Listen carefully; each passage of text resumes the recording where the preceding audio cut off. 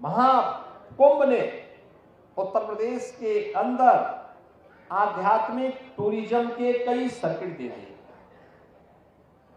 एक प्रयागराज से मां विंध्यवासिनी का धाम होते हुए काशी का। जैसे प्रयागराज में 13 जनवरी से 26 जनवरी तक पूरा समागम था, करोड़ों की संख्या में। कोई दिन ऐसा नहीं था जिस दिन मिनिमम 1.5 करोड़ श्रद्धालु न रहे हो, और ये संख्या 10 करोड़ तक पहुंची थी।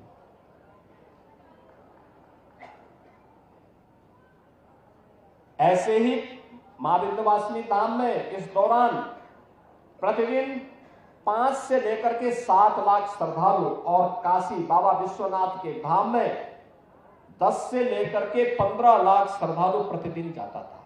एक सर्किट यह बना। एक सर्किट बना अयोध्या धाम और गोरखपुर का। अयोध्या धाम में प्रतिदिन इस दौरान 7 लाख से लेकर के 12 लाख श्रद्धालु प्रतिदिन अयोध्या धाम गया। और गोरखपुर में 1 जनवरी से लेकर के कल तक प्रतिदिन 2 लाख 2.5 लाख 2 लाख 2.5 लाख श्रद्धालु इस दौरान वहां जाता था। तीसरा सर्किट बना प्रयागराज से श्रृंगवेरपुर होते हुए लखनऊ और नैमिषारण्य का। लाखों की संख्या में श्रद्धालुओं का जमावड़ा वहां रहा। चौथा सर्किट बना प्रयागराज से लालापुर, राजापुर और चित्रकूट का। और 5वां सर्किट बना प्रयागराज से बुंदेलखंड एक्सप्रेसवे पकड़ करके श्रद्धालु जन मथुरा, वृंदावन और सुख तीर्थ की यात्रा के लिए भी गए हैं, बड़ी संख्या में, लाखों की संख्या में। और मैंने जो कहा ना, आस्था का यह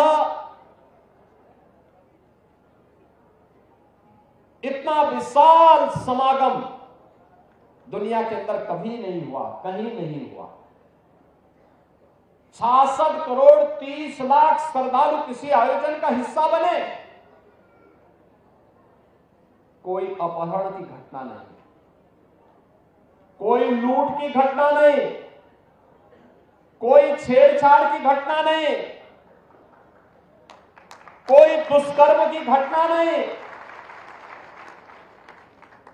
कोई भी ऐसी घटना नहीं जिस घटना के बारे में कोई ये कह सके। विरोधी को भी ढूंढे दूरबीन लगा करके भी और माइक्रोस्कोप लगा करके भी वे इस प्रकार की घटनाओं को उजागर नहीं कर पा रहे। दुष्प्रचार का कोई मौका विरोधियों ने चूका नहीं। जिनको ये आस्था का महासगम समागम अच्छा नहीं लग रहा था, उन्होंने कोई मौका नहीं छोड़ा। मौनी अमावस्या के दिन 8 करोड़ श्रद्धालु यहां पर था। हमारी प्राथमिकता थी कि श्रद्धालु जनों को सुरक्षित स्नान करा करके उनके गंतव्य की ओर प्रस्थान करवाया जाए। क्या संगम पे, क्या ऐरावत घाट पर, क्या गंगा जी के किसी भी घाट पर, क्या रेलवे स्टेशन पर, क्या बस स्टेशन पर, क्या अगल बगल के जनपदों में इतना बड़ा समागम प्रयागराज आने की लिए तत्पर दिखाई दे रहा था। लेकिन विरोधी और विपक्षी लगातार दुष्प्रचार कर रहे थे, बदनाम कर रहे थे, अपमानित करने की भाषा का उपयोग कर रहे थे। कोई काहिरा की घटना का दृश्य दिखा करके प्रयागराज को बदनाम करता था। प्रयागराज में मौनी अमावस्या के दिन 28 और 29 की रात्रि को दुखद घटना घटी थी। उन सभी परिवारजनों के प्रति हमारी संवेदना है। लेकिन बहन और भाइयों, उसकी आड़ में काहिरा की घटना को, काठमांडू की घटना को किसी अन्य जगह की घटना को प्रयागराज से जोड़ करके बदनाम करने की साजिशें हो रही थी। मुझे लगता है कि जनता जनार्दन ने एक सिरे से उन्हें खारिज करके प्रयागराज महाकुंभ में आकर के साबित किया कि नहीं, तुम्हारे दुष्प्रचार में अब नहीं आएंगे, सनातन का ध्वजा अब कभी झुकने वाली नहीं है।